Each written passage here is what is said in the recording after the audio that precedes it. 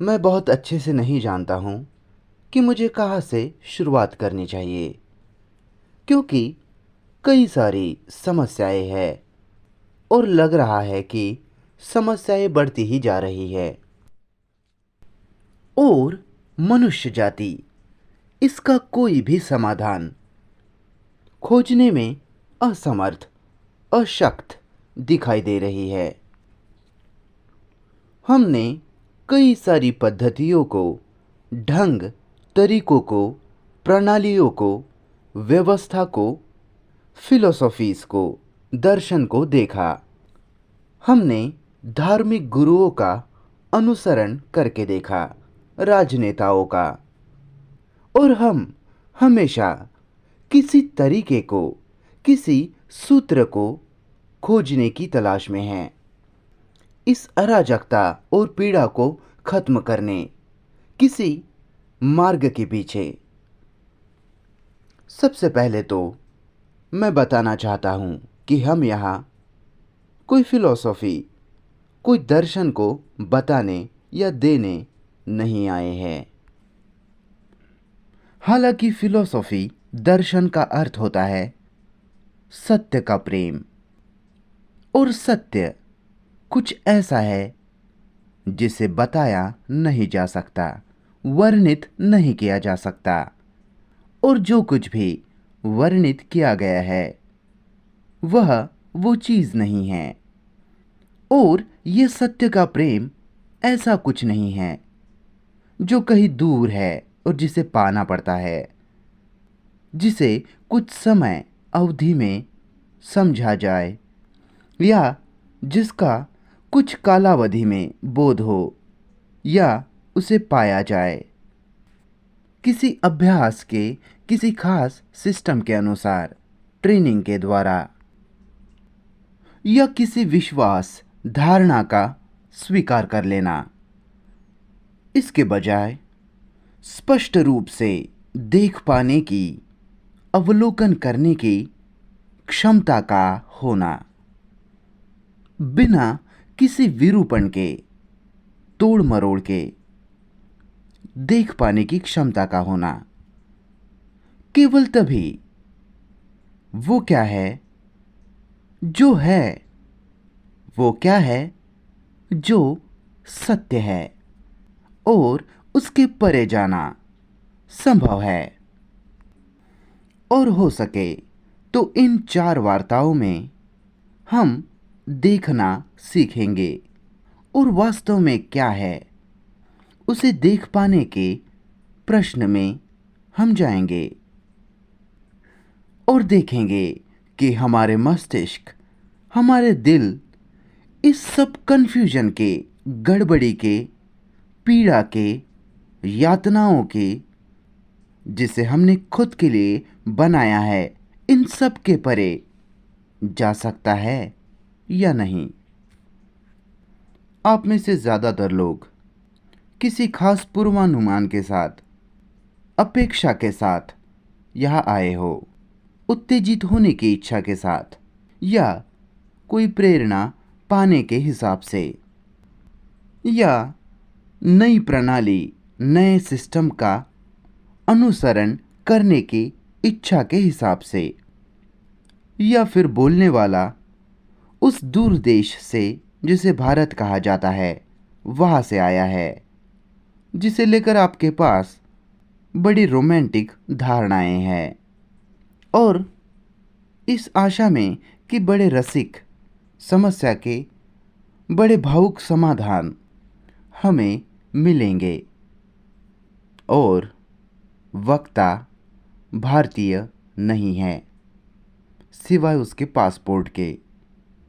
उसका, बोलने वाले का कोई दर्शन नहीं है, उसकी कोई फिलॉसफी नहीं है, वो कोई प्रोपेगेंडा, प्रचार नहीं कर रहा, और ना ही आप लोगों को सहमत या असहमत, स्वीकार या अस्वीकार करने को कह रहा है।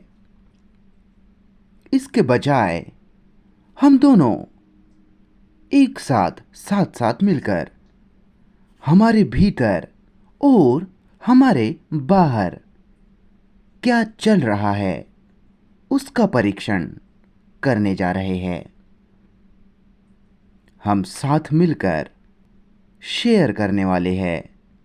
साथ मिलकर बांटना, शेयर करना ही संपर्क है, कम्युनिकेशन, संचार है। आप संचार को लेकर बड़ा झमेला खड़ा करते हो।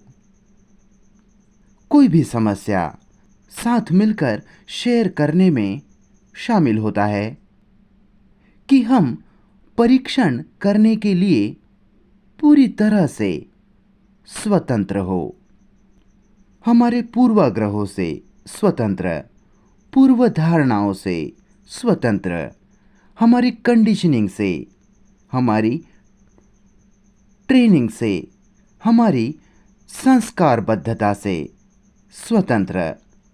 जैसे कि एक अमेरिकी, एक कैथोलिक, प्रोटेस्टेंट, हिंदू या राजनेता या व्यापारी या वैज्ञानिक, जो भी आप हो, साथ साथ देखने के लिए, अवलोकन के लिए स्वतंत्र, शेयर करने के लिए, बांटने के लिए स्वतंत्र।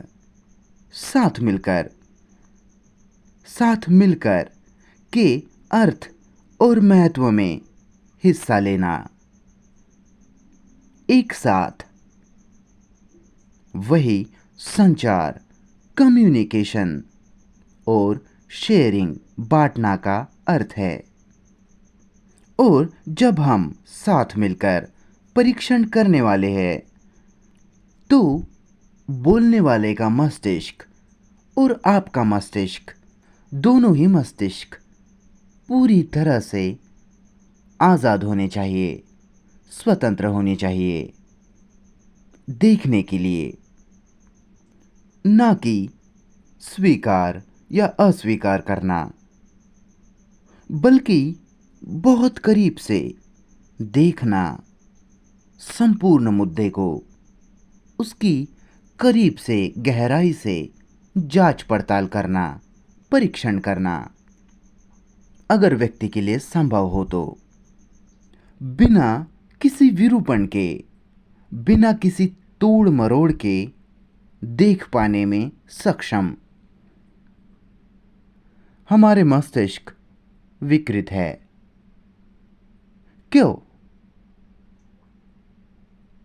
क्यों हम हमारा रोज का जीवन टुकड़ों टुकड़ों में, विखंडन में जीते हैं? हम कैथोलिक्स हैं, हम बिजनेसमैन हैं, वैज्ञानिक है, राजनेता है, विभाजन ही विभाजन। हम बटे हुए हैं, भीतर से भी और बाहर से भी। हम खंडित मानव जाति है और अस्तित्व की इस समस्या को हम केवल एक टुकड़े से, एक हिस्से से, एक भाग से देखते हैं। एक तो बौद्धिक या भावनात्मक, या पूरी तरह से बेपरवाह, पूरी उपेक्षा, और जो जैसा है उसका चुपचाप स्वीकार कर लेना और जीवन जीते जाना। और हम आशा करते हैं कि किसी तरह से समय आने पर, कुछ अवधि से, बाहरी घटनाओं के द्वारा, राजनीतिक क्रियाओं के द्वारा, संगठनों के द्वारा, व्यवस्था के द्वारा वो चीज़ सुलझ जाएगी, स्वस्थ हो जाएगी। किंतु मुझे डर है कि ये कभी नहीं होगा, चाहे वो कितना ही परफेक्ट, कितना ही उत्तम संगठन क्यों ना हो, या कोई समाधान जो वैज्ञानिक द्वारा दिया जाता है। जाहिर रूप से ये मानवीय समस्या नहीं सुलझा सकते, चाहे आप इस देश में हो, यूरोप या भारत या आशिया। मनुष्य जाति की समस्याएं सार्वजनिक है, समान है। चूंकि वे समान हैं, सार्वजनिक है, इसलिए हम संचार कर सकते हैं। जो समान है, सार्वजनिक है, उसका संचार किया जा सकता है। उसे बांटा जा सकता है, साझा किया जा सकता है। इसीलिए व्यक्ति ने जो छवि बोलने वाले को लेकर बनाई है, उन्हें पूरी तरह से छोड़ देना होगा, त्यागना होगा। या आपकी खुद के बारे में जो छवि है, उसे भी, ताकि हम दोनों साथ मिलकर इन सारी समस्याओं को देखें, समझें और सच में अपने हृदय, अपने दिल को इस समस्या को सुलझाने में लगा दे। तो शुरुआत से ही ये बिल्कुल स्पष्ट होना चाहिए कि हम यहाँ कोई समाधान, कोई हल देने नहीं आए हैं, या ना ही आपको ये बताने कि आपको क्या करना है, क्योंकि वह अधिकार पर जोर होता है। और जहाँ अधिकार है, अधिकारी है, सत्ता है, वहाँ भय भी होगा, वहाँ डर भी होगा, वहाँ प्रतिस्पर्धा होगी, अनुकरण होगा, नकल होगी, अनुपालन होगा, जो सब परीक्षण को विरोध करता है और हमें बड़े करीबी से उस असाधारण समस्याओं को जो इंसान के नाते हमारे पास है, उन्हें देखना होगा, उनका अवलोकन करना होगा। ना कि एक वैज्ञानिक के तौर पर, या राजनेता के तौर पर, या व्यापारी के तौर पर, या मजदूर के तौर पर, लेकिन एक मनुष्य के तौर पर। क्योंकि मुझे लगता है कि हमें हमारे मानस में, अस्तित्व के ढांचे में ही संपूर्ण परिवर्तन लाना होगा, मूल क्रांति। और आजकल सभी बाहरी बदलाव की, बाहरी क्रांति की बात करता है।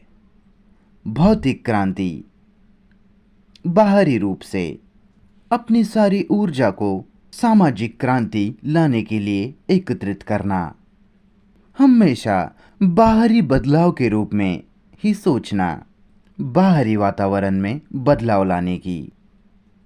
रुकिए मैडम, आपके पास वार्ता समाप्त होने के बाद मौका रहेगा, तब आप प्रश्न पूछ सकते हो। अभी थोड़ा संयम रखें। क्या मैं आगे बढ़ूं? देखिए, ये कोई मनोरंजन नहीं है, ना धार्मिक, ना बौद्धिक मनोरंजन। ये बहुत गंभीर चीज़ है जिसकी हम बात कर रहे हैं। नहीं तो मेरे यहाँ बैठना और आपका वहाँ बैठना निरर्थक है। और अगर आप गंभीर नहीं हो, तो मुझे नहीं लगता कि आपको वहाँ बैठना चाहिए और मुझे यहाँ। गंभीर से मेरा मतलब गंभीर चेहरे बनाने से नहीं। बड़े विचित्र अर्थ उस शब्द को दिए जाते हैं। देखिए, गंभीर मतलब ईमानदार, सच्चा होना, अपना ध्यान, अपना दिल, हृदय देना, अपनी पूरी क्षमता को खुद के लिए खोजने में देना कि क्या वह समस्या का कोई समाधान है या नहीं। इस पागलपन का, इस हिंसा का, इस आक्रोश का तो मनुष्य की समस्याएं है, और हम हमेशा बाहर से बदलाव लाने की कोशिश करते हैं, सामाजिक ढांचे को बदलने की कोशिश, या तो शांति द्वारा या हिंसा द्वारा। लेकिन समस्या केवल ऊपरी सामाजिक बदलाव से कई गहरी है। आर्थिक, सामाजिक नैतिकता से कई गहरी, क्योंकि सामाजिक नैतिकता अनैतिक है तो हमें मानवीय समस्या की चिंता है, क्योंकि वास्तव में जो हम हैं वो ही समाज है। समाज हम हैं, ये दुनिया हम हैं, जो हमारे संबंध पर, हमारे व्यवहार पर निर्भर करता है। हमारे भय, डर, मज़े पर, निराशाओं पर, मानसिक सुरक्षा और निर्भरता की इच्छा पर। तो दुनिया हम हैं और हम ही पूरी दुनिया हैं। और अगर दुनिया में परिवर्तन लाना है तो हमें बदलना होगा, ना कि केवल बाहरी वातावरण को। और ज़्यादा किताबें, और ज़्यादा फिलॉसफीज, दर्शन, राजनेता, और मुझे डर है कि शायद वैज्ञानिक भी बाहरी दुनिया को बदलने में चिंतित है। और जाहिर रूप से बहुत कम ही संपूर्ण भीतरी क्रांति को लाना चाहते हैं, क्योंकि अगर हम बदलते नहीं हैं, अगर हम ही भ्रष्ट हैं, तो परिपूर्ण सामाजिक ढांचे के होने का क्या फ़ायदा। हम उसे भी भ्रष्ट कर देंगे। मुझे लगता है कि ये तर्कसंगत है और स्पष्ट है, लेकिन हम इसे भूलने के लिए तत्पर है, क्योंकि हमें लगता है कि वातावरण को बदले, जैसे कम्युनिस्ट, साम्यवादी और बाकी के करते हैं। बाहरी संरचना को बदलना, ढांचे को बदलना, राजनैतिक, आर्थिक, सामाजिक, और मनुष्य फिर उस ढांचे के हिसाब से खुद को उस ढांचे में ढाल लेगा। वो नेक हो जाएगा, वो धार्मिक हो जाएगा, अहिंसक हो जाएगा, वो शांति से जिएगा। ये सारे प्रयोग पहले किए जा चुके हैं, या तो जबरदस्ती से या शांति से, लेकिन मनुष्य जाहिर रूप से आज भी वही है, वैसा ही है जैसा लाखों सालों से वो जीता आया है। लालची, ईर्ष्यालु, आत्मकेंद्रित, स्वकेंद्रित, आक्रामक, क्रूर, जो हर तरह की पीड़ा इस दुनिया में लेके आ रहा है। तो ये दुनिया, बाहरी दुनिया और भीतरी दुनिया जो है वही हम हैं। हमने ही ये निर्मित किया है। आप में और दुनिया में कोई फर्क नहीं है, इस दुनिया में और मुझ में। मुझे लगता है कि ये मूल बात है जो हमें मूलभूत रूप से समझना आवश्यक है, कि वह कोई व्यक्तिगत रूप से या सामाजिक रूप से कोई नहीं, हमारे से अलग कोई समाज नहीं है, हम ही ये दुनिया है। अगर आप खुद को देखते हो, खुद का परीक्षण करते हो, तो आप देखोगे कि जो आप हो वो आपके संस्कृति का परिणाम है, आपके वातावरण का, जो आपने ही निर्मित किया है या आपके दादा दादी ने निर्मित किया है। आप अतीत का, भूतकाल का परिणाम हो, और पूरे अतीत को बदले बिना, अतीत के पूरे ढांचे को बदले बिना हमें बाहरी रूप से चीज़ों को बदलना है। बेहतर बाथरूम, चांद पर जाना गोल्फ खेलने के लिए, या कोई भद्दा झंडा वह चांद पर जाकर गाड़ कर आना। और आप सोचते हो कि आप तकनीकी रूप से बड़े भयंकर रूप से विकसित हो। शायद आप हो भी, पर ये हमारी पीड़ा को, हमारे संघर्ष को सुलझाने नहीं वाला। हमारी असाधारण मस्तिष्क की मंदता को।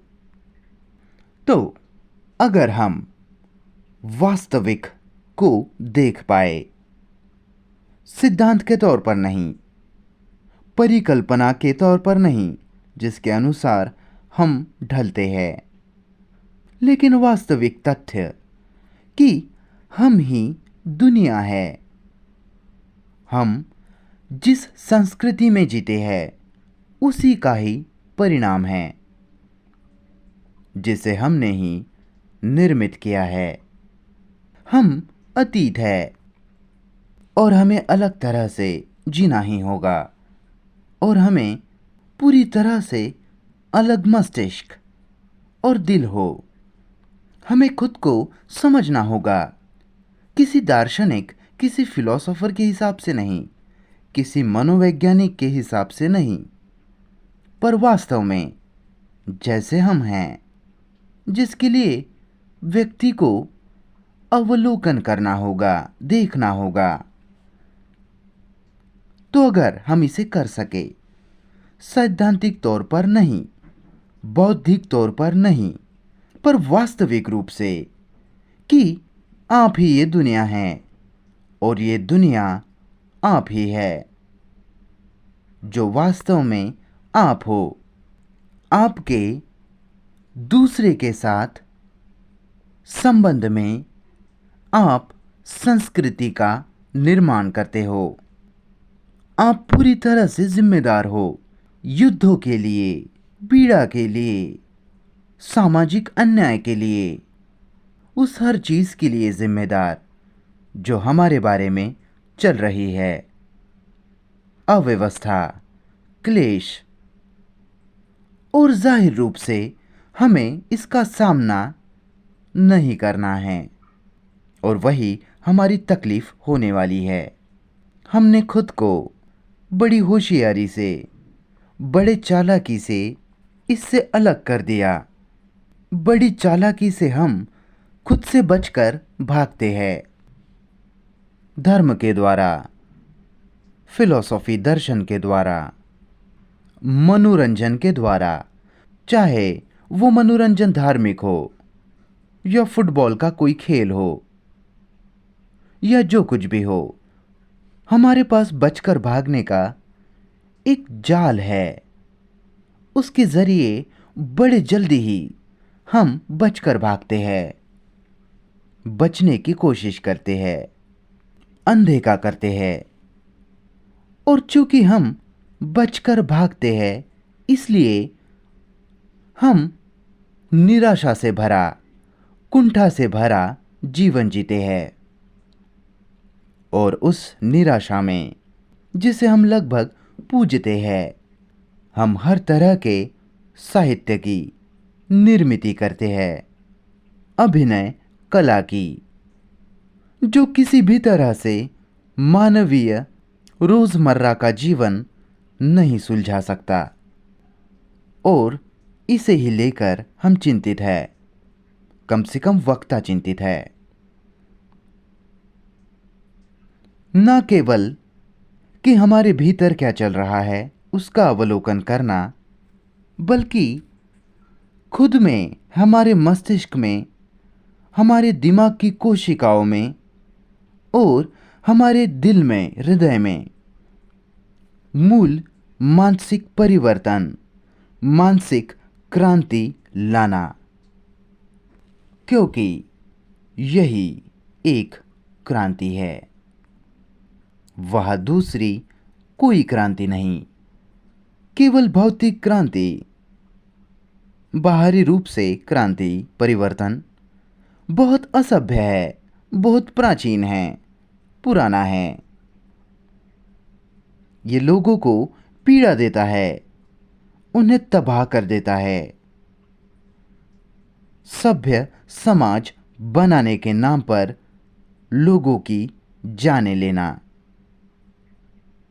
इसका विरोधाभास इसकी मूर्खता देखिए, और हम इसका स्वीकार करते हैं, या तो चुपचाप या हिंसा के साथ। हम इस दर्शन का, फिलॉसफी का स्वीकार करते हैं कि पहले बाहरी रूप से बदलाव लाना होगा, और हम सब लोग जैसे कि बंदर की तरह उसके अनुरूप ढल जाएंगे, उस ढांचे के अनुसार जिसे बुद्धिजीवियों द्वारा बनाया जाएगा या अर्थ विशेषज्ञों के द्वारा।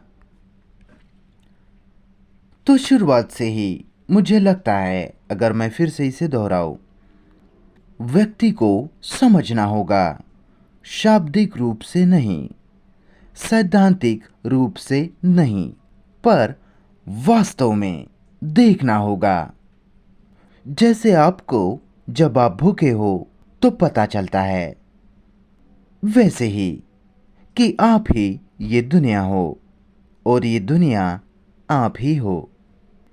अगर सच में आप इसे देखते हो तो ये बड़ी अनोखी, अद्भुत चीज़ है जो मनुष्य को छू सकती है, घट सकती है, क्योंकि तब आप संपूर्ण रूप से जिम्मेदार बन जाते हो, ना केवल आपके संबंध में, बल्कि निसर्ग के साथ आपके संबंध में भी। निसर्ग की तबाही, पशुओं की हत्या। एक दूसरे दिन मैं टीवी पर देख रहा था कि सील के बच्चों को मारा जा रहा है, और वे उन बच्चों की चीखें सुन रहे हैं। और आप लोग एक ईसाई समाज हो, प्यारा, दयालु, जो शांति की बात करता है, और उन गरीब पशुओं की हत्या करना और उसकी छाल को पहनना, जो कुछ भी आप करते हो।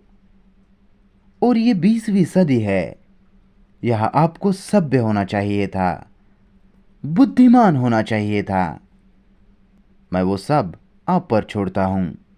तो जब व्यक्ति वास्तव में समझता है कि व्यक्ति क्या है, और वो समझना, अवलोकन करना पड़ता है।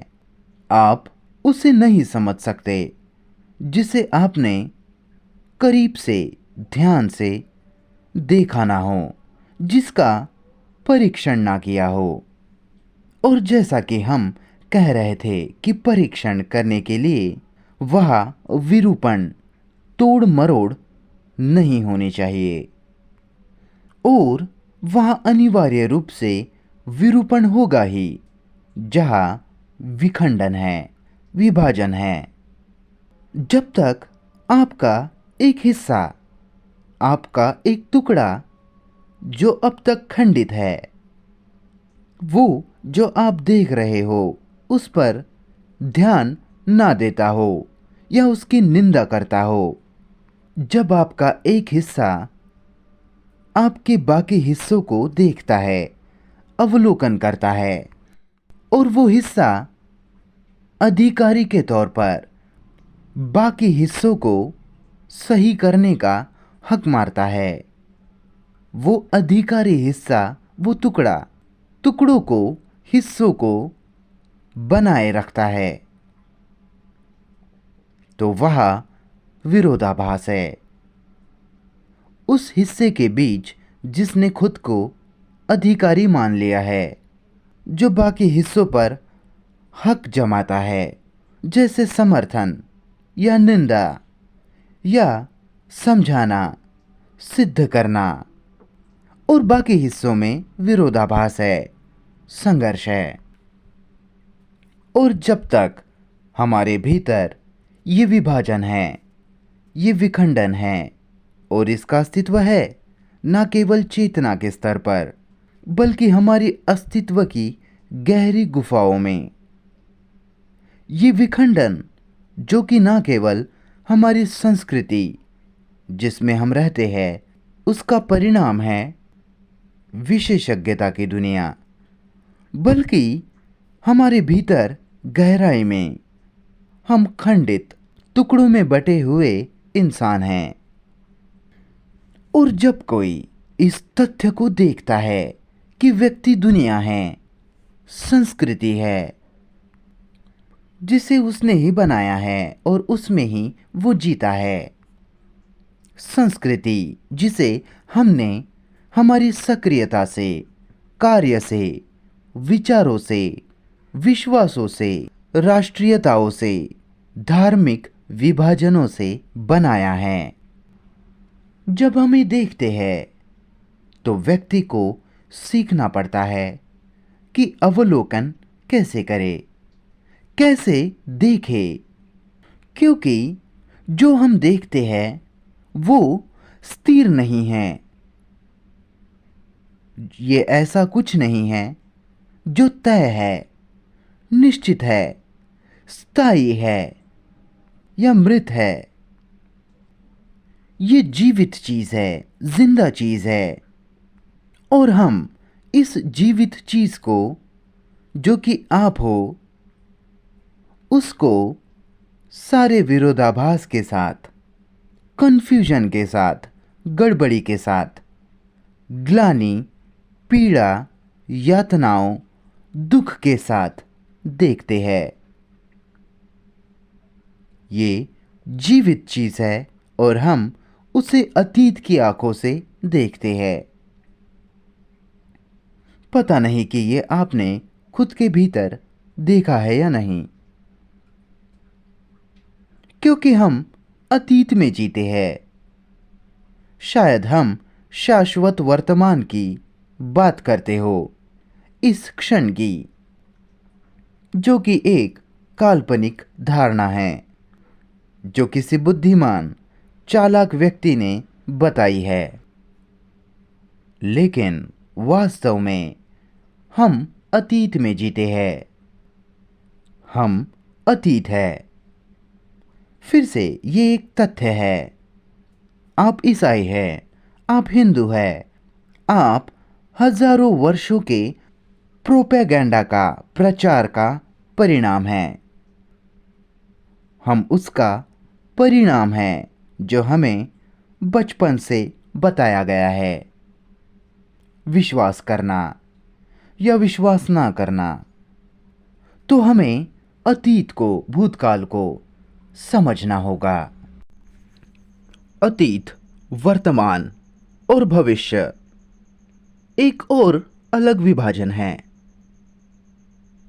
और हम अनुमान लगाते हैं, जैसे कि वैज्ञानिक कर रहे हैं, कि 2000 साल बाद, 2000 साल नहीं, 40, 50 या 90 साल बाद समाज कैसा होगा, भविष्य में वो क्या होगा।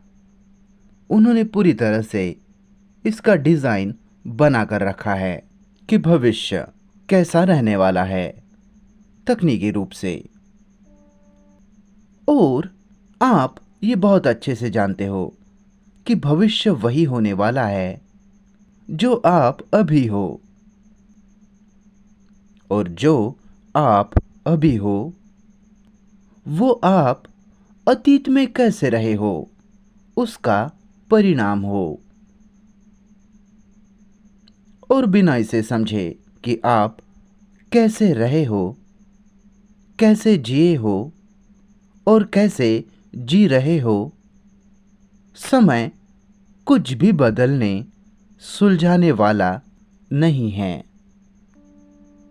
ये हमारा भयानक कपट है कि समय, जो कि एक अलग टुकड़ा है, हिस्सा है, किसी तरह से वो चमत्कारी ढंग से असाधारण, अपूर्व मनुष्य बनाएगा, निर्मित करेगा।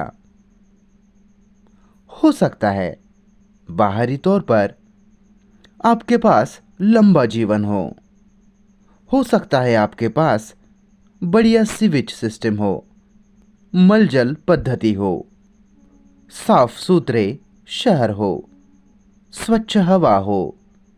आप वैज्ञानिक रूप से ये सब कर सकते हैं, जिसके लिए समय की आवश्यकता पड़ती है। लेकिन क्या हमारे भीतर ये अत्यधिक परिवर्तन लाने के लिए समय की आवश्यकता है? इस भीतरी संपूर्ण क्रांति के लिए क्या समय की जरूरत है?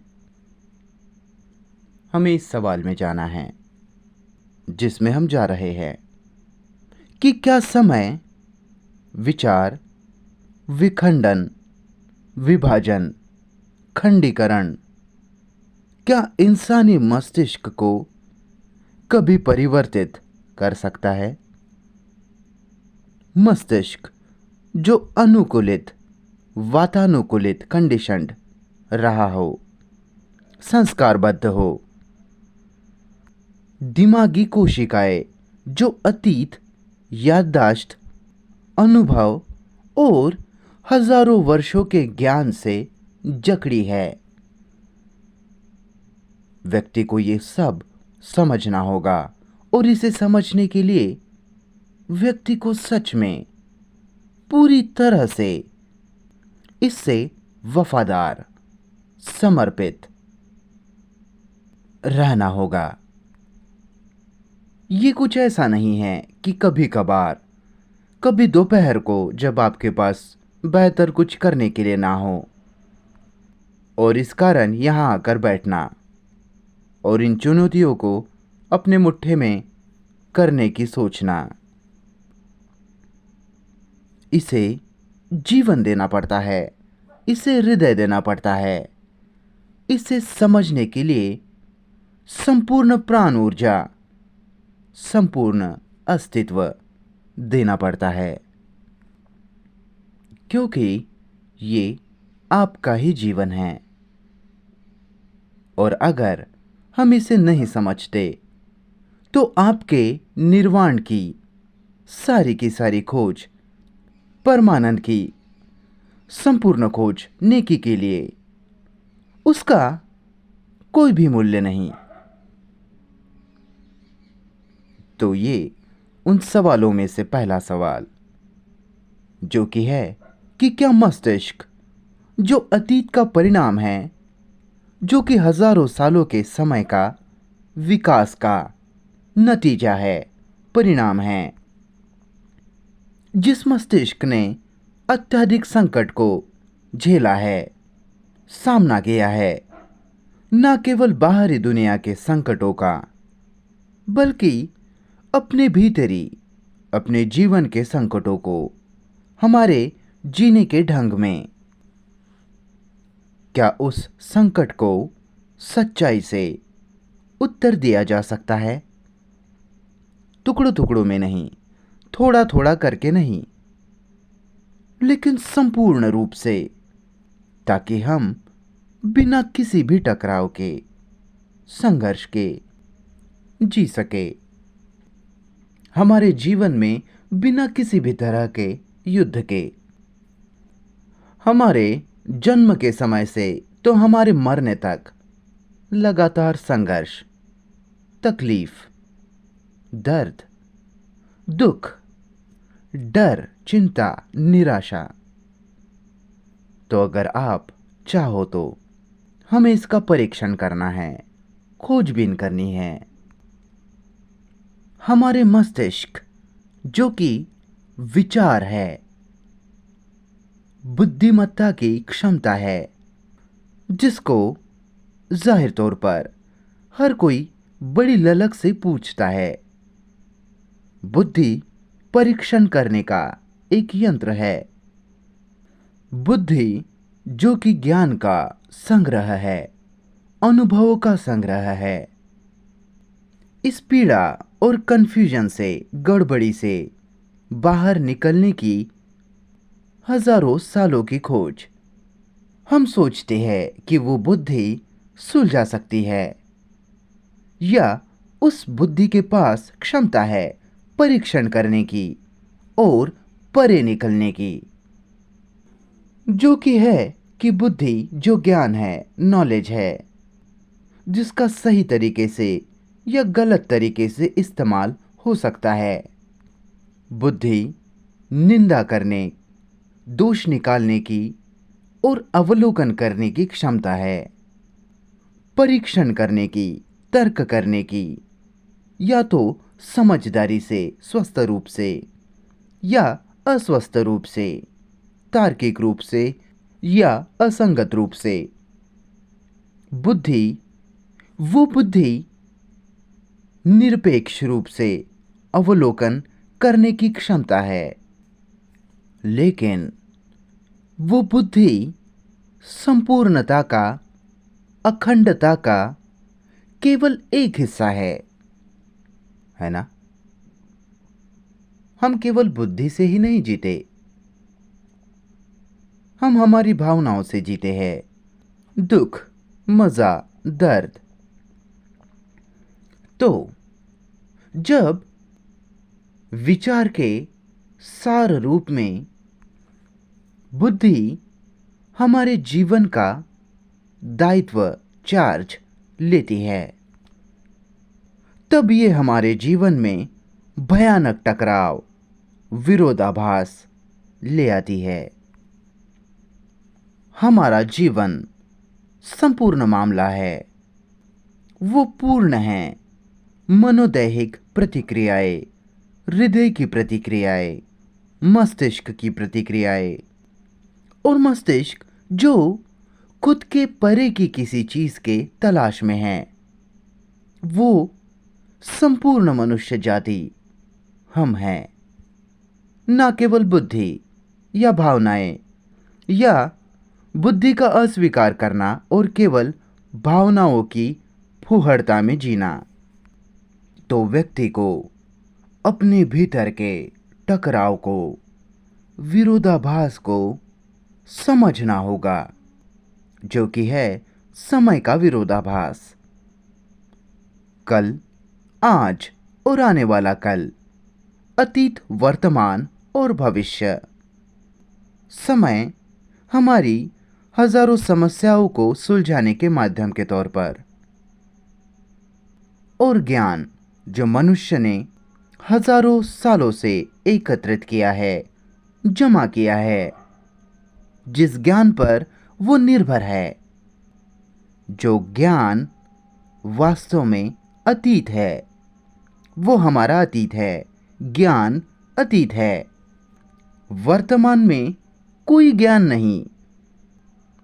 बराबर? क्या हम एक दूसरे से संचार में हैं? मैं ये आपसे बार बार नहीं पूछने वाला, मैं इसे एक ही बार करना चाहता हूं और भूल जाना चाहता हूं।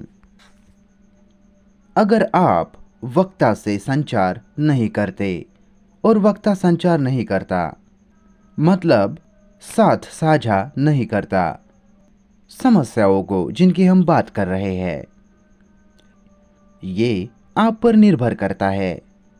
वक्ता जितना संभव हो सके उतना स्पष्टता से, तार्किकता से, समझदारी से बताने का प्रयास करेगा। और अगर आप चाहते हैं इसे साझा करना, तो इसे कीजिए, क्योंकि ये कोई प्रोपेगेंडा नहीं, कोई प्रचार नहीं, और वही इसकी सुंदरता है। आपको कन्विंस करने के लिए, किसी चीज के लिए राजी करने के लिए वह कुछ भी नहीं है, या विश्वास करने के लिए, और ना ही घर ले जाने के लिए नए सिद्धांतों का, नई धारणाओं का ढांचा है। सिद्धांत, धारणाएं बांझ स्त्री के बच्चों जैसे होते हैं। हाँ सर, आप हंसते हो, पर आप सिद्धांतों पर, धारणाओं के साथ जीते हो। आपके लिए धारणाएं जीवन में अति महत्वपूर्ण चीज है। ना केवल शब्दों को मिलाकर बनी हुई धारणाएं, पर विचार जो धारणा के तौर पर रखा गया है, सिद्धांत के तौर पर, सूत्र के तौर पर, अवधारणा के तौर पर। देखिए कि आप क्या कर रहे हैं। आप अतीत में जी रहे हैं। आपका पूरा मस्तिष्क, दिमाग की कोशिकाएं, आपका ज्ञान आपकी छवि, आपका सभी कुछ अतीत है और आप भविष्य में जीते हो। कोई आदर्श, कोई धारणा, किसी पर विश्वास। तो देखना कि कैसे समय ने, जो कि अतीत है, अतीत, वर्तमान और भविष्य में बांटा है और हम हर समय भविष्य की ओर बढ़ते रहते हैं, अतीत को भुलाने की कोशिश में।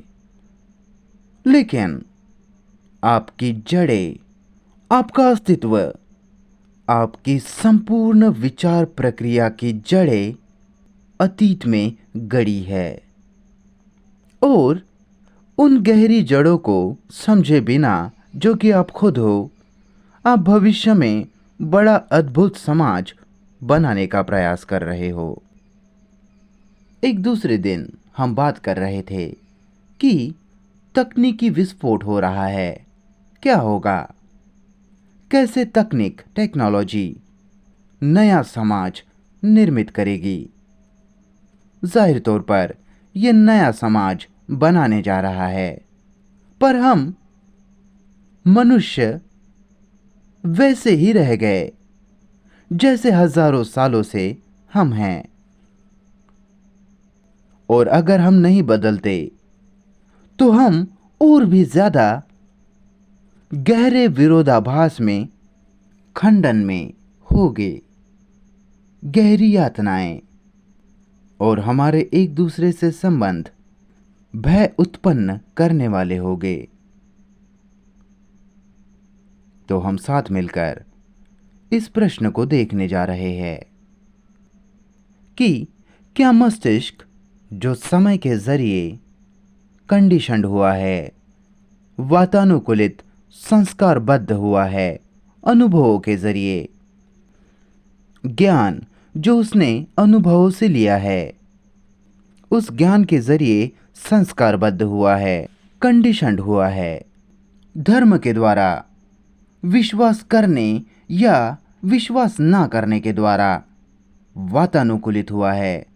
कैथोलिक्स, प्रोटेस्टेंट और अनगिनत विभाजन, हिंदू, मुस्लिम, आप जानते हो, बेहुदगी, बकवास जो दुनिया भर में चलती है। क्या सर्कस है। हम अतीत के द्वारा, प्रोपेगेंडा के द्वारा, प्रचार प्रसार के द्वारा वातानुकूलित हुए हैं, कंडीशन्ड किए गए हैं। हम उस सब का परिणाम है। क्या व्यक्ति इसे लेकर जागरूक है? यह पहला सवाल। अपने अतीत को लेकर, अपनी वातानुकूलता, कंडीशनिंग को लेकर जागरूक होना। जागरूकता शब्द का अर्थ बहुत सरल है, उसे जटिल मत बनाइए। बर्मा मत जाइए या किसी मठ में बाकी का जीवन ये सीखते हुए बिताना कि जागरूक कैसे हुआ जाता है, या जागरूकता का अभ्यास करना। ये एक नया शब्द जाल है जो आपने अभी अभी सीखा है।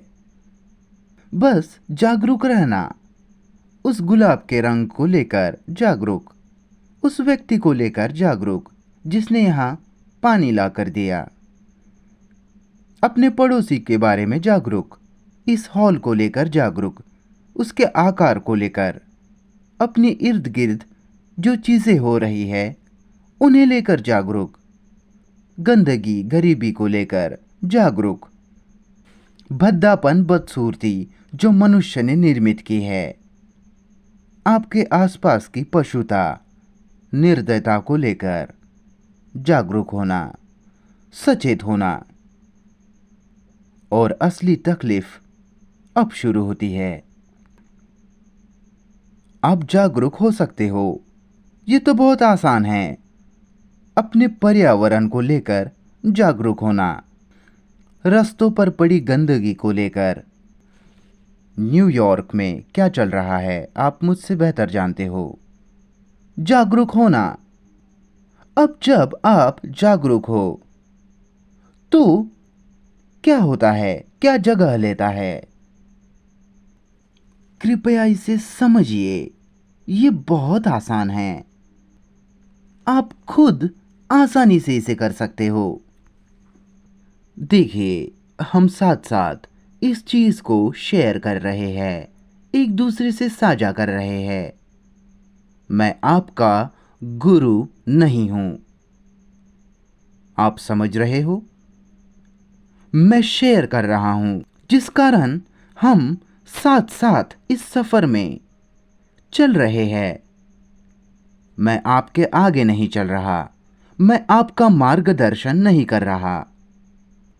भगवान का शुक्र है कि आप लोग मेरे शिष्य नहीं हो, क्योंकि तब आप मुझे तबाह करते और मैं आपको।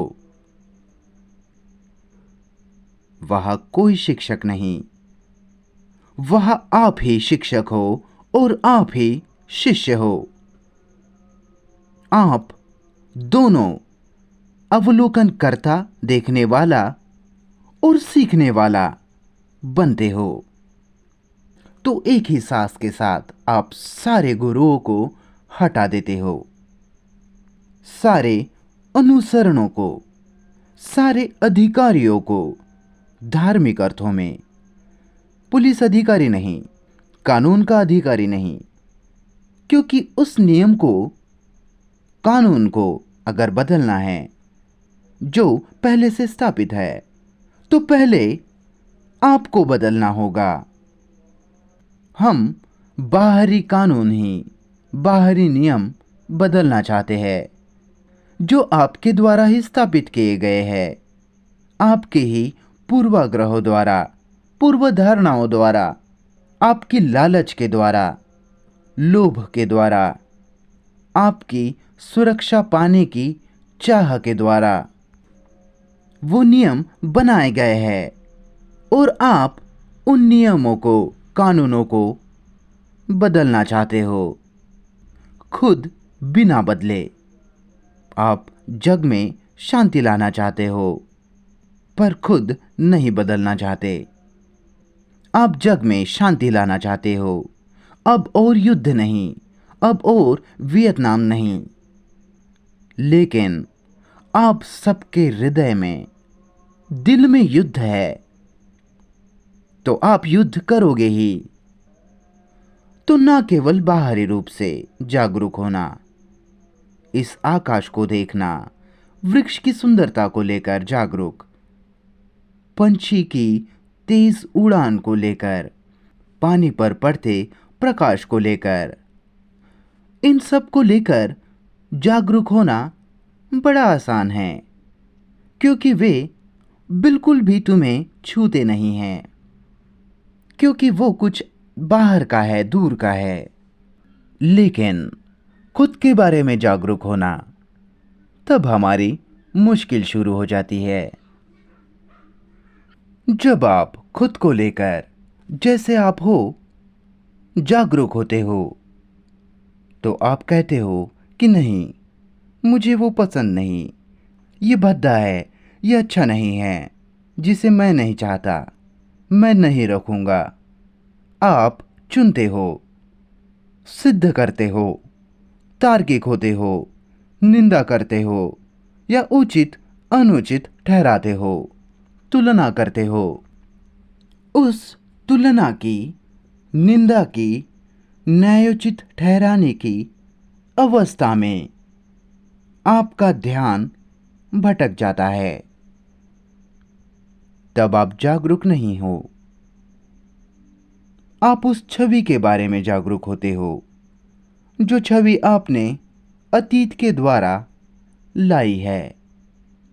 और उस अतीत से लाई हुई छवि के जरिए आप वर्तमान में देखते हो, जिस कारण वर्तमान में विकृत, तोड़ मरोड़ के देख रहे हो। क्या ये स्पष्ट है? माफ करना, मैं आपको नहीं पूछ सकता कि ये स्पष्ट है या नहीं। ये आप पर निर्भर है। मैं इसे अलग तरीके से दोहराऊंगा। क्या आप जानते हो कि जब आप वृक्ष को देखते हो या पंछी को या आकाश के प्रकाश को, अगर सच में आपने इसका अवलोकन किया हो तो उसे देखते ही आपके पास उसके लिए शब्द होता है। आप उसे नाम दे देते हो कि सुंदर आकाश। आप उसे लेकर कविता लिखना चाहते हो क्योंकि उस तरीके से आपको प्रवृत्त किया गया है। आप किसी दूसरे को बताना चाहते हो। शाब्दिक अभिव्यक्ति, शब्दों में ढालना। शाब्दिक अभिव्यक्ति, शब्दों में ढालना, विचलित करना है। क्योंकि तब आप देख नहीं रहे हो। शाब्दिक अभिव्यक्ति एक छवि है। जिस आकाश को आपने कल देखा था उसकी छवि, और वो छवि आपके बीच और उस वास्तविक आकाश के बीच एक परियोजना है। इसीलिए आप उस आकाश को शब्दों के पटल से देख रहे हो, ज्ञान के पटल से, कल की याददाश्त के पटल से। तो आप वास्तविक रूप से, संपूर्णता से उस चीज को लेकर जागरूक नहीं हो।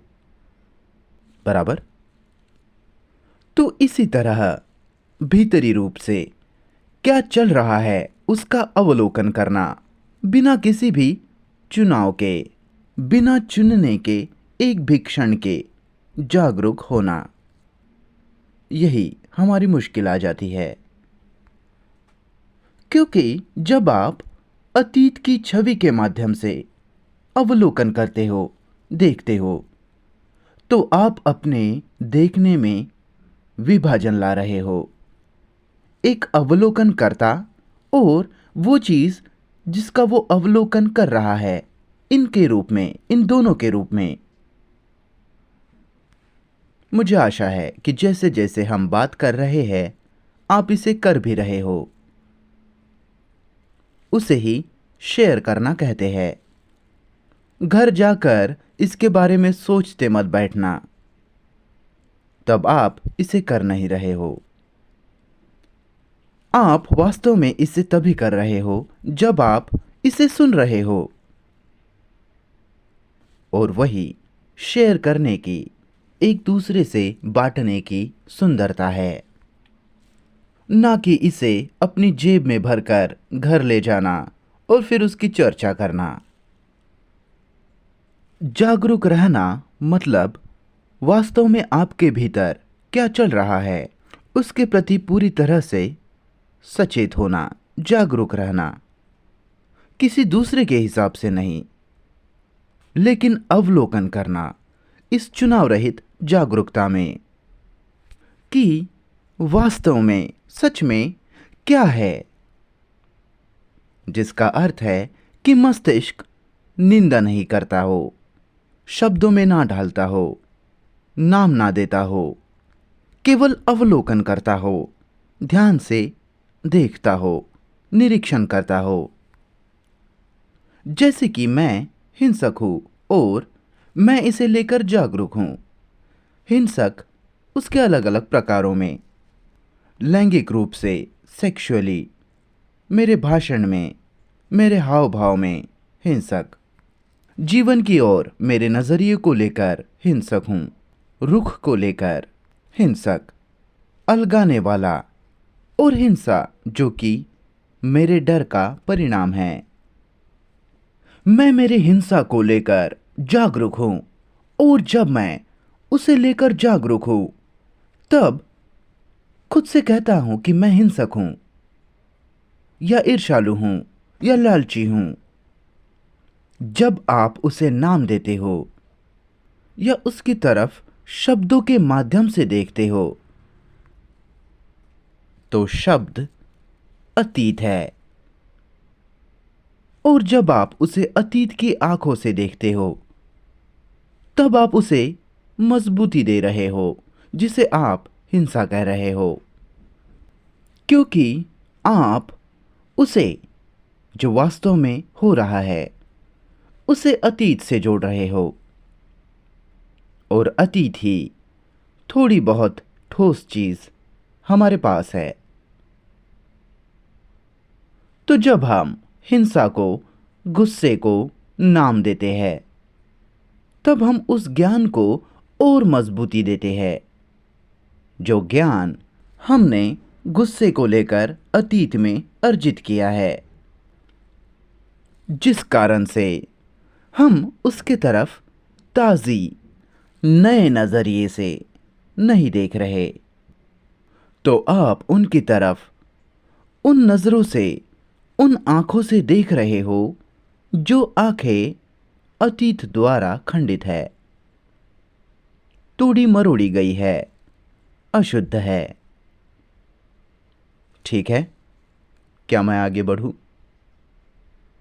तो अतीत ज्ञान के तौर पर लगातार वर्तमान में हस्तक्षेप कर रहा है। आपने मेरा अपमान किया या मेरी तारीफ की तो वो मस्तिष्क पर निशान छोड़ जाता है, छप जाता है। वो ज्ञान है। और जब मैं आपसे मिलता हूं, चाहे आप मेरे दोस्त हो या दुश्मन, आप पहले जो घटनाएं हुई है उससे ही आके जाते हो। तो मैं हमेशा जीवन को, इस असाधारण जीवन की गति को, इस अतीत के ज्ञान के जरिए ही मिल पा रहा हूं। ज्ञान ही अतीत है। इसके बावजूद ज्ञान जरूरी है, आवश्यक है, बराबर? नहीं तो आप यहां से घर भी नहीं जा सकते। अगर आप अपने पति को पहचानना चाहते हो तो पहचान नहीं पाओगे अगर ज्ञान ना हो। अपनी पत्नी को पहचान नहीं पाओगे, बात नहीं कर पाओगे, पढ़ नहीं पाओगे, काम नहीं कर पाओगे, तकनीकी रूप से या वैसे भी। तो आपके पास अद्भुत ज्ञान का होना आवश्यक है। इसके बावजूद कि आपको इसका खतरा दिखाई दे कि ज्ञान विभाजन ले आता है, विखंडन लाता है, टुकड़ों टुकड़ों में बांट देता है, दृष्टा और दृश्य के तौर पर। माफ करना, मैं बार बार शब्दों को बदल रहा हूं, क्योंकि उन्हीं शब्दों को मैं बार बार दोहरा नहीं सकता। जब हम वृक्ष को देखते हैं तो वह वृक्ष की एक छवि होती है। वनस्पति ज्ञान वहां मौजूद होता है। अपनी उस वृक्ष को लेकर पसंद नापसंद होती है, या उससे मिलने वाला मुनाफा अगर आप लखड़हारा हो तो। वह वृक्ष की वो छवि है। तो छवि आपके और वृक्ष के बीच विभाजन लाने वाला तत्व है। जिसका अर्थ है कि आप में और वृक्ष में अंतर है। जगह का अंतर, स्थान का अंतर, साथ ही साथ समय का अंतर। अब जब वह कोई छवि नहीं होती, तब आप वृक्ष को पूरी तरह से अलग ढंग से देखते हो, जो आपने जीवन में इसके पहले कभी नहीं देखा होगा। तब आप वृक्ष को पूरी तरह से अलग ढंग से देखते हो। फिर आप खुद की पहचान के साथ वृक्ष को नहीं जोड़ रहे हो। बिल्कुल, आप वृक्ष नहीं बन सकते, वो बेतुकी बातें हैं। पर जगह का, जो अंतर आप में और वृक्ष में है वो गायब हो जाता है और आप वृक्ष को इस तरह से देखते हो जैसे आपने अपने पूरे जीवन में कभी देखा नहीं है। असाधारण रूप से पत्ते की सुंदरता, उसकी टहनियां, प्रकाश, आकार, ये सब असाधारण रूप से जीवंत बन जाता है। अब जब आप खुद की ओर देखते हो, ना केवल सिर्फ आईने में जब आप बाल बनाते हो, पर वैसे भी जब आप खुद की तरफ देखते हो तो आप खुद को उस ज्ञान के जरिए ही देखते हो जो आपने खुद के बारे में जमा किया है। बराबर, छवि जो आपके पास खुद के बारे में है कि मुझे ऐसा होना चाहिए, ऐसा नहीं होना चाहिए, मैं ऐसा हूं या ऐसा नहीं हूं, आगे भविष्य में मैं कुछ अलग रहूंगा। बनने की संपूर्ण गतिविधि ज्ञान का परिणाम है। उस ज्ञान के द्वारा ही आपके पास खुद के बारे में खुद की छवि है। तो जब भी खुद की तरफ देखते हो तो आप उस छवि के आंखों से ही देख रहे हो, जो छवि अतीत है, भूतकाल है, जिस कारण से आप देख ही नहीं रहे हो। बराबर, अब बिना चुनाव के जागरूक होना मतलब बिना अवलोकनकर्ता के अवलोकन करना। अवलोकनकर्ता देखने वाला जो कि अतीत है, उसके बिना छवि बनाने वाला। समझे? क्या मैं आगे बढ़ूं? क्योंकि अगर आप जानते हो कि सुनना कैसे है तो आपने सब कुछ कर लिया। आपको कुछ भी मतलब बिल्कुल कुछ भी करने की जरूरत नहीं। आपको सुनने के लिए कोई प्रयास नहीं करना पड़ता। आपको परिवर्तन के लिए, बदलाव के लिए, बदलने के लिए कोई प्रयास नहीं करना पड़ता।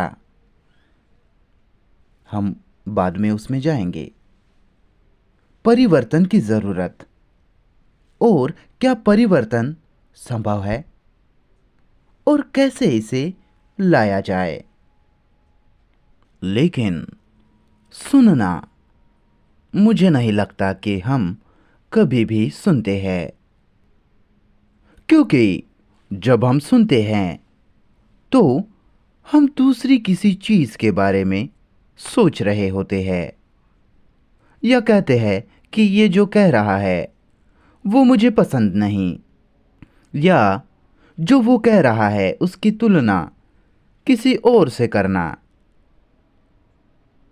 क्या कभी आपने अपने पत्नी या पति को सुना है? कृपा करके हंसिए मत, ये समय की बर्बादी है, ऐसा मत करो। और ताली बजाना भी समय की बर्बादी है, ऊर्जा की भी। कृपया ये मत कीजिए। जब मैं यहां से चला जाऊं तो आप चाहो तो ताली बजा सकते हो, वो बेहतर होगा। क्या कभी आपने सुना है, सच में सुना है, जिसका मतलब है कि अतीत गैर मौजूद है, जिसका अर्थ है कि जिस पत्नी ने या पति ने आपका अपमान किया, आपको परेशान किया, दोषी, अवगुण और बाकी सब, जिसमें हमें अभी जाने की ज़रूरत नहीं। जिस भयानक चीज़ को शादी कहते हैं, उसमें ये सब चलता है। और सुनना बिना अतीत के। फिर आपने संबंध बनाया, जो संबंध पूरी तरह से अलग है। फिर आपका संबंध दो छवियों के बीच नहीं है। छवि जो आपके पास पत्नी की है, या पत्नी के पास जो छवि आपके बारे में है। अभी संबंध दो छवियों के बीच है, जिस कारण ये कोई संबंध है ही नहीं। पता नहीं कि आप कभी इस रिलेशनशिप, संबंध के सवाल में गए हैं या नहीं। क्योंकि देखिए कि दुनिया में क्या हो रहा है। आप ऑफिस जाते हो, दफ्तर, ऑफिस की सारी समस्याएं, आपकी महत्वाकांक्षा, अपमान जो आपके बॉस के द्वारा किया जाता है, आप उसे सहते हो। डर, आप पता नहीं कितने घंटे अपनी पत्नी से या प्रेमिका से अलग होते हो। और पत्नी या प्रेमिका की अपनी अलग समस्याएं हैं, पीड़ाएं हैं, दुख है, कन्फ्यूजन है, महत्वाकांक्षाएं है, उनकी संकीर्णता, उनका घटियापन और बाकी सब। और जब आप घर वापस जाते हो और आप उसके साथ सोने जाते हो, और वो ही आपका संबंध है। आप अलग और वो अलग, अकेले, बराबर। और आप किसी तरह का संबंध, संभोग, सेक्स के द्वारा पाने की आशा करते हैं, और जिसे आप एकता कहते हैं। मेरा परिवार, मैं मेरे परिवार से प्यार करता हूं।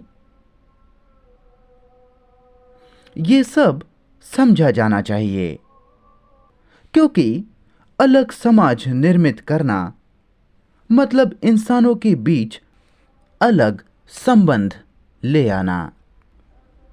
आपके, आपकी पत्नी के और पड़ोसी के बीच। और आपका संबंध अगर अतीत पर आधारित है, आपकी याददाश्त पर, आपके अपमान पर, परेशानियों पर। जानते हो ना, अतीत, छवि जो दूसरे के बारे में आपके पास है, सुंदर या खराब, पागल या विवेकहीन, विकृत, तब आपके पास कोई भी रिलेशनशिप, कोई भी संबंध नहीं है। और इस सब को लेकर जागरूक होना, कभी कभी नहीं, प्रासंगिक ढंग से नहीं, पर ऐसे सचेत जागरूक होना कि कोई छवि बन ही ना पाए। मैं आपको इसे दिखाऊंगा, मैं इसमें जाऊंगा। छवि बनाई हुई है, उस छवि से आजाद कैसे हो और आगे कैसे छवि ना बने। क्या आपको मेरा सवाल समझा? एक साधारण तथ्य को लीजिए। आप मेरी खुशामद करते हो, चापलूसी, जो खुशामद खुशी देने वाली है, खुश करने वाली, और वो दिमाग की कोशिकाओं पर निशान, चिन्ह छोड़ देती है, और तत्काल ही छवि बन जाती है कि आप मेरे दोस्त हो, कि मुझे आप अच्छे लगते हो, क्योंकि आप मेरी खुशामद करते हो, मेरी पीठ खुजाते हो। और आप मेरा अपमान करते हो, वो भी दिमाग पर निशान छोड़ जाता है। और उसने एक छवि बनाकर छोड़ दी कि आप मेरे मित्र नहीं हो। ये तथ्य है ना? ये हर दिन, हर मिनट वास्तव में घटता है, होता है कि आप मुझे पसंद हो, मुझे आप नहीं पसंद हो, आप अच्छे हो या अच्छे नहीं हो, आप सुंदर हो या नहीं हो, आप बुद्धिमान हो इत्यादि। वह लगातार छवि बनाना चल रहा है। अब जब मेरी खुशामद होती है तो उस क्षण तुरंत, तत्काल, संपूर्ण रूप से जागरूक रहना, ना स्वीकार किया जा रहा है, ना विरोध किया जा रहा है, केवल देखना चल रहा है। देखना कि मेरी प्रतिक्रियाओं में क्या हो रहा है। जब आप इस तरह से संपूर्ण रूप से ध्यान में होते हो, सचेत होते हो, जागरूक देख रहे होते हो, तब वहां विभाजन नहीं है। फिर वह छवि निर्माण नहीं है। आप इसे कीजिए जैसे मैं आपको बता रहा हूं अभी। आप इसे पालोगे। ये बहुत सरल घटना है। इसे जटिल, मुश्किल मत कीजिए। ध्यान में होना, जागरूक होना, उस क्षण में जब आपको अपमानित किया जाए या आपकी तारीफ की जाए, वहां उस क्षण में कोई चुनाव नहीं, कोई चॉइस नहीं होती, जिस कारण कोई छवि बनाना भी नहीं होता। तब आप हर बार इंसान को ताजा मिलते हो।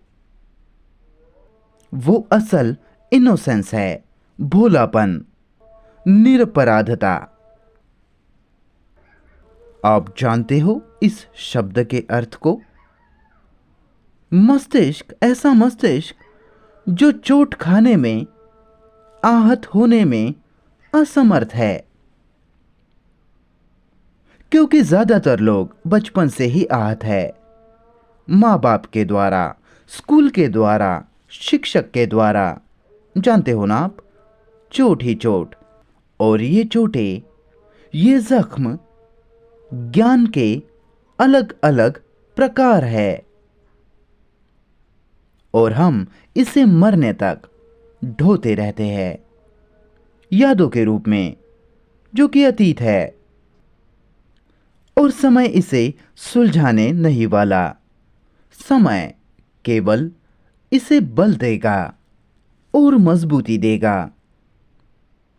जबकि अगर आप इस संपूर्ण गतिविधि को लेकर जागरूक हो, छवि, अतीत और ज्ञान, फिर आपका मस्तिष्क कोई घाव, कोई अपमान रिकॉर्ड नहीं करता, अंकित नहीं करता। मस्तिष्क पर कोई निशान, कोई दाग अंकित नहीं होता, जिस कारण आपका दूसरों से संबंध समस्त परिवर्तन से गुजरता है। क्योंकि हम एक दूसरे से जुड़े हैं, चाहे वो इंसान वियतनाम में रहता हो या भारत या चीन या यूरोप में, कहीं भी। हम एक दूसरे से जुड़े हैं क्योंकि हम मनुष्य जाति है। और अगर हम खुद को खुद की छवि के साथ अलग कर लेते हैं, पीड़ा की छवि, दुख की, मजे की, डर की छवि और भयानक प्रतिस्पर्धा के साथ महत्वाकांक्षा की सैर, जो कि इस देश में दुर्भाग्यपूर्ण बहुत प्रोत्साहित किया जाता है, तब फिर संबंध एक यातना बन जाती है। फिर आपका संबंध वास्तविक, जीवंत, सुंदर गति नहीं होता, बल्कि अतीत है। तो व्यक्ति को अतीत की संपूर्ण गतिविधि को लेकर जागरूक होना होगा, न केवल सचेतन रूप से, बल्कि गहरे स्तरों पर भी। क्या मैं पूछ सकता हूं कि समय क्या हुआ है सर? ठीक है, तो ये बड़ी जटिल समस्या है, क्योंकि हम अतीत में जी रहे हैं, उस ज्ञान के साथ जो दशकों से हमने जमा किया है, अर्जित किया है, और वही ज्ञान हमें तबाह कर रहा है, क्योंकि वो ज्ञान विभाजन लाता है, जुदा करता है, हिंदू मुस्लिम के रूप में, ईसाई प्रोटेस्टेंट के रूप में, कट्टर के रूप में, देशों के विभाजन, ये सब अतीत पर आधारित है। और इस असाधारण समस्या को समझने के लिए हमें सहयोग से नहीं, बल्कि संक्षिप्त रूप में परीक्षण करना होगा। न केवल ज्ञान जो हमने सतह पर देखा, बल्कि वह गहराई में भी। अगर अचेतन इस सामान्य शब्द का इस्तेमाल किया जाए तो अचेतन रूप से भी और सचेतन रूप से भी ज्ञान जो हमारे भीतर गहराई में थमा है, व्यक्ति को उस सब को भी समझना होगा, क्योंकि व्यक्ति जागरूक है कि ज्ञान आवश्यक है, अति आवश्यक है, नहीं तो आप यहां से घर ही नहीं जा पाओगे। और व्यक्ति जागरूक है कि वो ज्ञान संबंध में अलगाव का कारक भी है, और संबंध, रिलेशनशिप जीवन में सबसे महत्वपूर्ण चीज है। नहीं तो हम शांति से नहीं रह सकते, नहीं तो हम प्रेम क्या है उसे जानने में सक्षम नहीं होंगे। तो संबंध दो छवियों के बीच, जो कि अतीत है, ना हो, बल्कि वास्तव में संबंधित, जिसका अर्थ है कि वह कोई केंद्र ना हो, जिस कारण जिस केंद्र में छवि बनाना अस्तित्व में होता है। पता नहीं कि हम इस सवाल में जा सकते हैं या नहीं, समय बहुत हो चुका है, कि अचेतन का अवलोकन कैसे करें, कैसे अचेतन के संपूर्ण विषयों को अनावृत करें, विश्लेषणात्मक तौर पर नहीं, बल्कि अनावृत करना, एक्सपोज करना। व्यक्ति को इसमें बड़े ध्यान से जाना होगा। शायद कल दोपहर को हम इसमें जाएंगे, अभी नहीं। क्या आप में से कोई सवाल पूछना चाहता है? प्रश्न पूछा गया है कि क्या हम विचलित होने पर बात कर सकते हैं कि जब कोई किसी को सुन रहा होता है और बीच में कोई आवाज आ जाए तो वो हमें विचलित कर देती है। आप कहते हो कि चुनाव मत करो। ठीक है सर, आप इसे विचलित होना क्यों कहते हो? आप सुनना चाहते हो कि वो क्या कह रहा है। आप 2 मिनट या 1 मिनट या कुछ सेकंड उसे सुनते हो और आपका मस्तिष्क घूमने निकल जाता है। आप इसे विचलित होना या व्याकुल होना, उन्मत्त होना क्यों कह रहे हो? आप तुलना क्यों करते हो कि ये मुझे सुनना है और वो मुझे नहीं सुनना? इसे विचलित होना, उद्विग्नता का नाम देकर आप पहले ही विरोधाभास में, टकराव में हैं, है ना? बराबर। क्योंकि मैं आपको जो आप बोल रहे हैं उसे सुनना चाहता हूं। मैं कुछ पल मेरा ध्यान आप पर रखता हूं और मेरा मस्तिष्क उस ध्यान को बनाए नहीं रख पाता और वो भटक जाता है। मैं उससे विचलित होना नहीं कहूंगा। मैं कहूंगा कि ये ठीक है, वो भटक गया। मुझे पता लगाना है कि क्यों मस्तिष्क उस दिशा की ओर खींचा गया है। मैं फिक्स ध्यान में, तय ध्यान में रुचि नहीं रखता। मेरी रुचि ध्यान में है। आप समझ रहे हो? चाहे आपको सुनने का ध्यान हो या वो ध्यान जो कहीं और ले जाता है, मैं जिसे विचलित होना कह रहा हूं उस पर भी ध्यान दे रहा हूं, जो कि विचलित होना नहीं है। अगर वहां ध्यान है तो वहां कोई विचलित होना नहीं है। क्या आपको यह समझ आया? यह केवल वो मस्तिष्क है जो संपूर्ण रूप से ध्यान नहीं दे रहा, भटकता है। और विचलित होने के बाद आप कहते हो कि मैं ध्यान पर वापस कैसे आऊं? तो वह युद्ध है, संघर्ष है। तो जो कहा जा रहा है उसे लेकर, और जब मस्तिष्क भटकता है उसे भी लेकर ध्यान में होना।